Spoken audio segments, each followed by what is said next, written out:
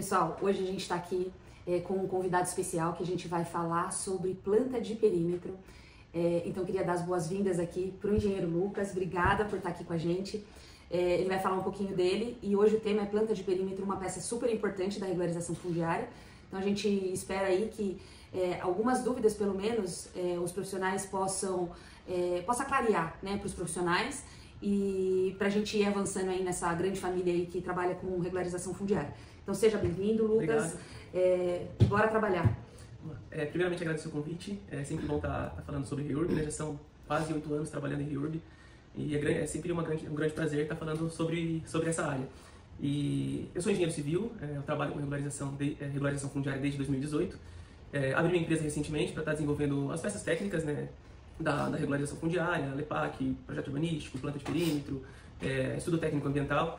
E é um grande prazer estar falando sobre regularização fundiária e a gente vai tentar esclarecer da melhor forma possível essa peça técnica tão importante que é a planta de perímetro. Então bora lá. Então vamos falar para o pessoal aí o porquê, qual que é o objetivo da planta de perímetro no procedimento de REURB. A planta de perímetro, ela tem como objetivo a gente identificar todos os títulos que são atingidos diretamente ou indiretamente pela regularização, pelo perímetro do núcleo. Então, essa peça a gente precisa identificar todas as matrículas, transcrições, incidentes ou confrontantes. Então, a gente monta um mosaico, né, a gente desenvolve uma planta onde a gente vai precisar representar o perímetro da regularização do núcleo e a gente tenta, né, minimamente desenhar todos os títulos que são atingidos por esse perímetro e também os títulos confrontantes. Muitas vezes a gente tem dificuldade de conseguir representar graficamente todos os perímetros dessas matrículas, dessas transcrições, devido à descrição precária. São títulos muito antigos. Alguns falam que vai de uma touceira de bambu até o curso de um rio. Então a gente tem bastante dificuldade de conseguir desenhar perfeitamente, mas a gente tem que tentar da melhor forma possível. Sim. Atingir, né, conseguir desenhar esse mosaico para que a gente represente exatamente todas essas documentações, todos esses títulos que são atingidos pelo processo de regularização fundiária. Ótimo, muito bom. Isso também serve para deixar tudo muito claro, né, desse cenário da área, para futuras notificações. Sim, quando a gente desenvolve a planta de perímetro, uma das etapas do processo é justamente notificar os confrontantes dessa área para mostrar exatamente, olha, esse é o perímetro que é objeto da regularização fundiária e muitas vezes esse perímetro ele atinge outras matrículas, outras transcrições e os proprietários dessas transcrições e matrículas muitas vezes nem sabem que aquele determinado núcleo foi atingido, que a sua matrícula foi atingida por aquele determinado núcleo. Por isso a importância da notificação, que ela é feita pelo município. O município notifica esses confrontantes informando o perímetro da área a ser regularizado. Muito legal. Agora, Lucas, eu queria que você falasse pra gente sobre, por exemplo, os profissionais têm bastante dúvida, entram bastante em contato conosco falando o seguinte: a planta de perímetro ela é um produto, ela é um estudo independente? A gente simplesmente faz toda essa pesquisa e gera uma planta, ou antes dela é feito algum outro estudo ou alguma coisa? Boa pergunta.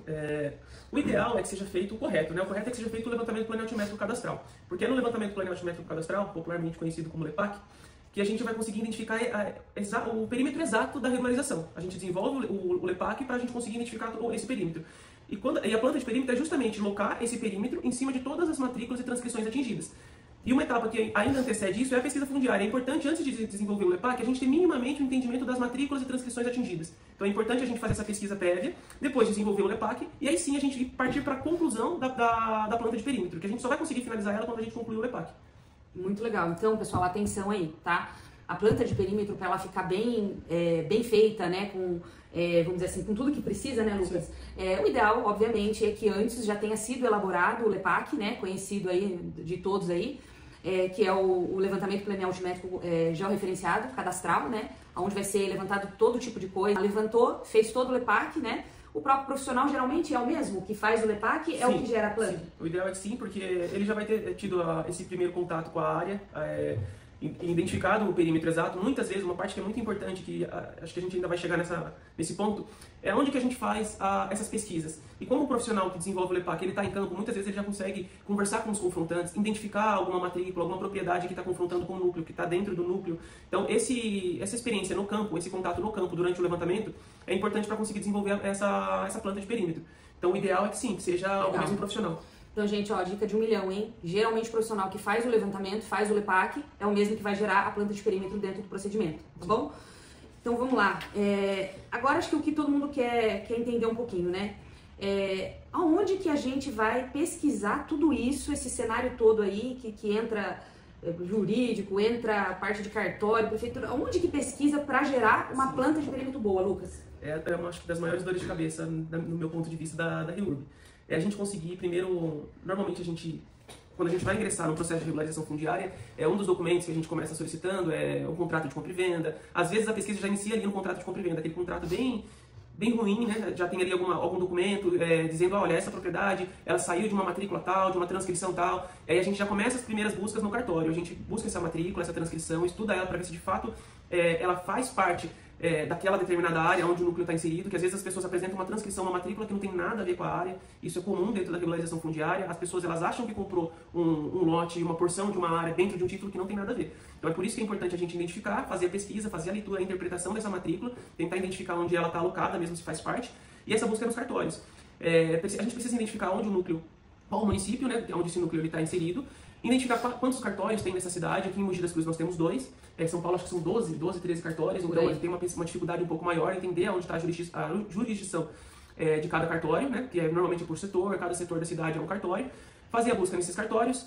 Um segundo momento, fazer as buscas na prefeitura, tentar identificar se teve alguma planta já pré-aprovada desse loteamento, fazer a busca em IPTU, às vezes a área ela já tem algum IPTU, mesmo que seja de área maior, fazer a busca ali na prefeitura de confrontação. Então, basicamente, a pesquisa ela é cartório e prefeitura. Às vezes pode ser também que a gente consiga, em base do CIGEF, tentar identificar alguma propriedade já regularizada, já certificada no INCRA, então a gente também consegue se basear ali para tentar identificar um caminho. E a parte do campo, eu acho que a parte do campo normalmente é onde a gente realmente, quando a gente tem dificuldade através dos títulos, é onde a gente consegue de fato fechar a planta de perímetro, que a gente tem esse contato com os moradores confrontantes, os vizinhos, e a gente vai conversando, identificando de onde surgiu a propriedade, se a propriedade dele já tem um documento, já tem uma matrícula, uma transcrição. Então, basicamente, esse é o caminho. É árduo, é difícil, mas esse é o caminho. Mas tem que fazer. Tem que fazer, muito importante. Então, pra gente finalizar, eu queria só deixar queria que você explicasse também um pouquinho aqui, porque o pessoal procura informação sobre regularização e às vezes a pessoa tem lá uma área rural, né? E a pergunta que vem eu posso fazer regularização fundiária de área rural?